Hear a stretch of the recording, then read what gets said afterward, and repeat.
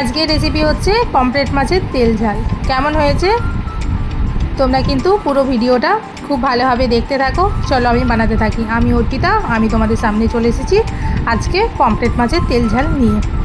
Pomfret মাছগুলোকে প্রথমে নুন হলুদ দিয়ে ম্যারিনেট করে রেখেছিলাম। তারপরে এই যে কড়াইয়ের মধ্যে তেল গরম করে নিয়েছি। কড়াইয়ে তেল গরম হয়ে গেলে এর মধ্যে দিয়ে দেব পমফ্রেট মাছগুলো। পমফ্রেট মাছগুলো দু সাইডটা উল্টে পাল্টে একটু হালকা ভাজবো। এটা খুব একটা লাল লাল করে ভাজার প্রয়োজন হয় না, হালকা একটু করে ভাজলেই হয়ে যায়। খুব একটা বেশি ভাজলে, কড়া করে ভাজলে মাছের যে ফ্লেভারটা সেটা নষ্ট হয়ে যায়, সে ফ্লেভারটা আর রান্নার মধ্যে পাওয়া যায় না। তাই হালকা ভেজে মাছগুলোকে তুলে নেব। এবার এই তেলের মধ্যে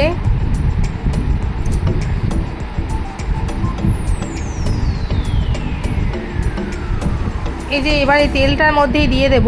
এখানে দিয়েছি আমি পেঁয়াজ আর রসুন থেতো করে রেখেছি।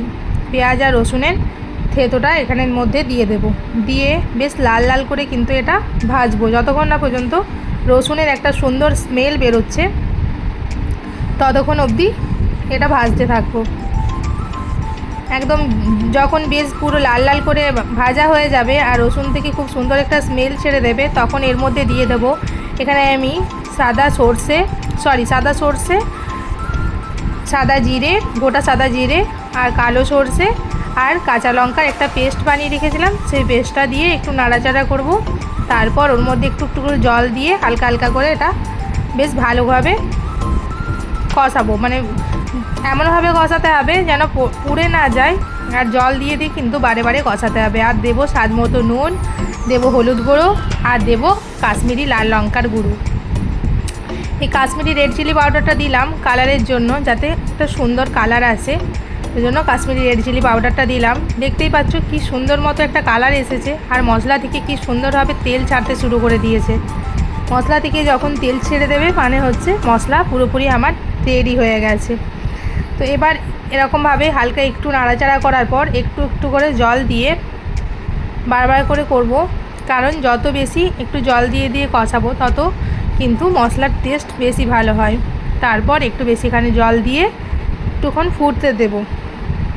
ঝোল বেশি করব না, গ্রেভি হবে এটা, ঝোল তো হবে না, গ্রেভি হবে। তো সেই মাপের একটু জলটা দিলাম। জলটা দিয়ে ঝোলটাকে ফুটতে দেব।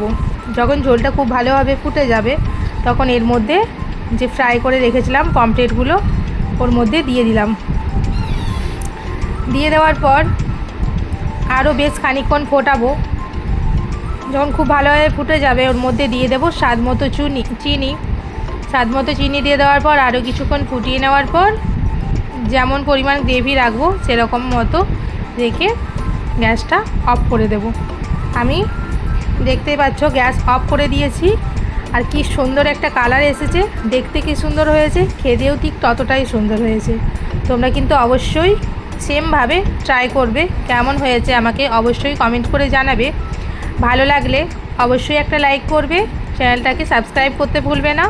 Thanks for watching, tata. আবার আসবো অন্য কোনো সুন্দর রেসিপি নিয়ে তোমাদের সামনে। আজকের মতো এখানেই bye. Thanks for watching, tata.